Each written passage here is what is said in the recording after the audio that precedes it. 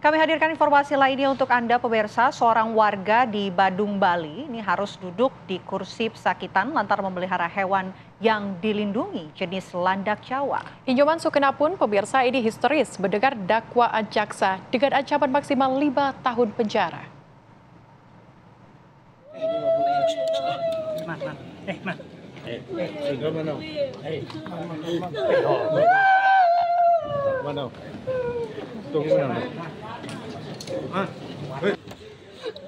Inyoman Sukena terdakwa kasus pelanggaran Undang-Undang tentang Konservasi Sumber Daya Alam Hayati dan Ekosistemnya menangis histeris usai keluar dari ruang sidang di Pengadilan Negeri Denpasar, Bali.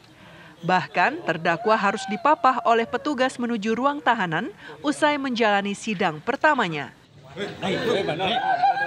Inyoman Sukena ditetapkan sebagai tersangka oleh Polda Bali pada Maret 2024 lalu karena kedapatan memelihara hewan yang dilindungi dan dijerat dengan pasal terkait konservasi sumber daya alam hayati dan ekosistemnya. Di hadapan majelis hakim, Sukena mengaku tidak memahami jika landak Jawa merupakan hewan yang dilindungi, mengingat di sekitar rumahnya di Desa Bingkasa, Kabupaten Badung, Bali, masih banyak landak berkeliaran. Anak merasa sakit yang mulia untuk dia adil untuk dia memberikan yang bebas dari tahan sebatas tahanan rumah. Apakah yang mulia bisa memberikan Niko yang bisa dong? Aman dong? Pada sidang pertama, Inyoman Sukena memohon keringanan penangguhan penahanan kepada majelis hakim yang dipimpin oleh Ida Bagus Bamadewa Patiora. Saya punya surat dari izin bisa dong? Aman dong? Kalau sudah punya izin bisa ditangkap nggak? Berarti bukan dilarang, boleh. Cuma tetap akan dipantau oleh KSDA dong. Tetap akan dipantau. Majelis hakim masih mempertimbangkan permohonan terdakwa dan akan menjawab permohonan terdakwa pada sidang berikutnya. Sidang lanjutan akan digelar kembali pada 12 September 2024 mendatang di Pengadilan Negeri Denpasar. Dari Denpasar, Bali, Alfani Syukri, TV One mengabarkan.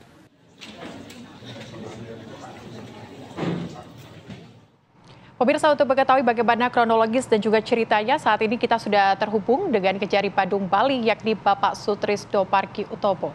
Selamat siang, Pak. Selamat siang, Mbak. Oke, Pak, boleh diceritakan bagaimana sebenarnya ceritanya hingga Inyoman Sukena ini memelihara hewan yang dilindungi, Pak?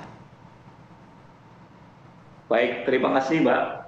Jadi pertama kami sampaikan, mungkin kami dari Kejaksaan Negeri Badung pertama adalah mohon maaf dulu karena mungkin ada kegaduhan di tengah masyarakat, tapi itu belum perlu penjelasan. Oleh karena itu saya selaku Kejari Badung atas petunjuk Bapak Kajati akan memberikan penjelasannya seperti ini, Mbak.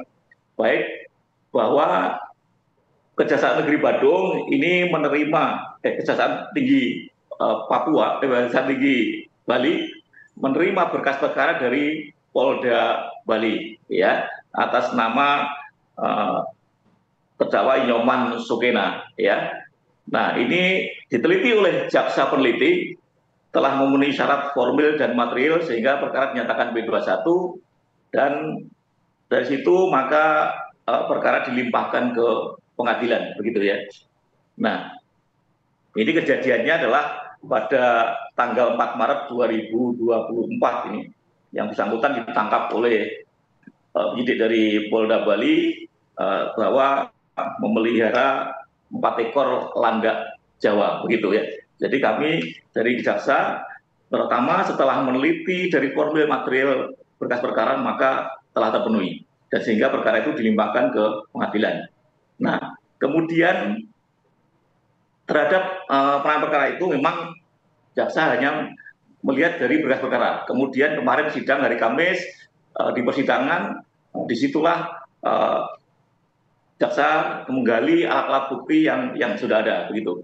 Nah, memang dengan kondisi yang ramai tadi, memang kita atas petunjuk Bapak Kajati, saya tadi bahkan ke pengadilan telah berkoordinasi dengan ketua pengadilan terhadap perkara ini. Kami memang minta untuk dilakukan pengalihan penahanan Namun itu menjadi kewenangan sepenuhnya dari majelis hakim, termasuk dari pihak terdakwa maupun penasihat hukum sudah mengajukan juga. Nah, nanti kita lihat pada sidang hari Kamis yang akan datang, apakah dikabulkan. Kalau memang majelis mengabulkan, ya insya Allah kita selaku penuntut umum akan melaksanakan dari penetapan. Begitu sementara Mbak yang bisa ini. Oke, Pak Sutrisno, ini kan dakwaan 5 tahun yang dijatuhkan ya Pak.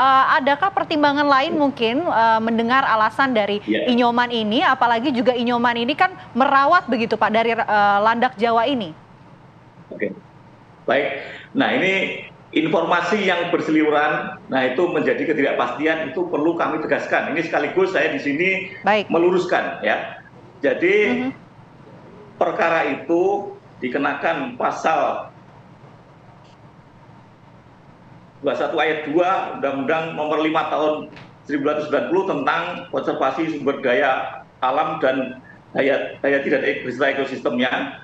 Nah, di situ ancaman pidananya di dalam pasal 40 ayat 2 paling lama 5 tahun dan denda paling banyak 100 juta rupiah. Begitu. Jadi paling lama 5 tahun, kalau dituntut 1 hari pun boleh, 2 hari boleh, 1 bulan boleh begitu. Jadi ini yang salah, pemahaman dari masyarakat salah. Nah, kemudian ini kami di kejaksaan ya, jaksa telah menerapkan azas ya.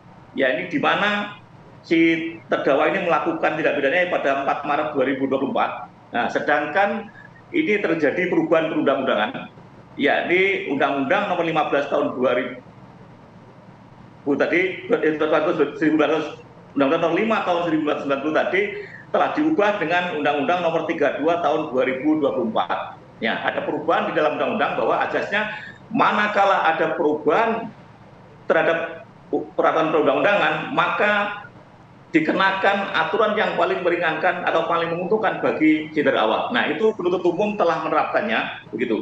Jadi kalau tadi di dalam Undang-Undang Nomor 5 Tahun 1990 tadi ancamannya paling lama ya, paling lama 5 tahun ya, kemudian dan denda 100 juta rupiah. Artinya kalau paling lama itu ya selama-lamanya 5 tahun gitu. Dituntut 1 hari, dituntut 1 hari boleh, sebulan boleh kan gitu.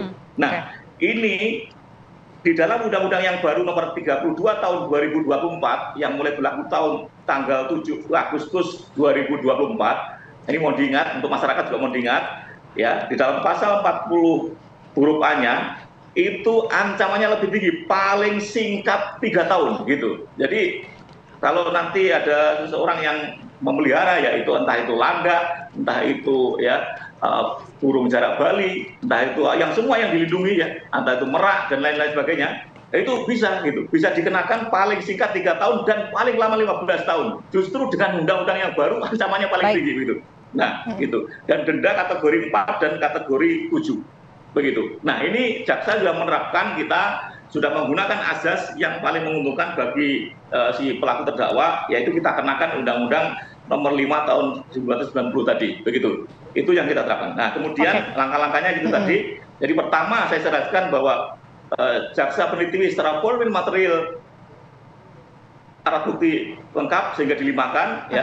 Yang kedua, dengan adanya kondisi tadi dan fakta yang sudah dibuka pada hari Kamis kemarin itu sudah terungkap faktanya, ya kondisinya yang kemudian masyarakat meramaikan. Nah, ya itu juga kita ambil sikap yang hari ini tadi atas petunjuk Bapak Kajati, saya berkoordinasi dengan ketua pengadilan agar si terdakwa ini dilakukan penangguhan. Nah, ini nanti kita lihat dari Kamis, kalau memang itu ditangguhkan maka akan kita laksanakan. Nah, ini semua kita nggak bisa pengaruhi karena itu menjadi kewenangan pengadilan, nah, itu yang independen dan kita nggak bisa mempengaruhi.